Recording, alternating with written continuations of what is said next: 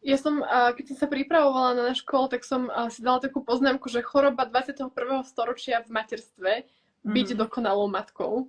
mhm. A, a uvedomujem si, že to nás, alebo to veľa žien spájalo aj pri tých podporných skupinách, že taký ten chtíč byť dokonalou matkou, ale možno z tvojho pohľadu, že v čom je to zákutie toho chcieť byť dokonalá. No to je totálna pasta, pretože ono je to vlastne nereálne. Jedna vec, že je to nereálne, že nedá sa byť dokonalý. A druhá vec je, že to dieťa vôbec nepotrebuje dokonalú mamu. Ono potrebuje autentickú mamu, nie dokonalú, tá, ktorá ako všetko zvláda s prehľadom. Práve pre deti je extrémne dôležité, aby zažívali tú mamu v rôznych situáciách, keď niečo nezvláda, keď urobí chybu, keď sa jej niečo nepodarí, keď nevládze.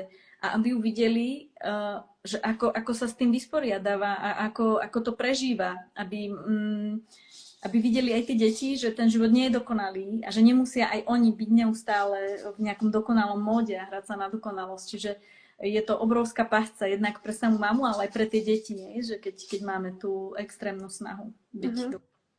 A je to vyčerpávajúce šialene.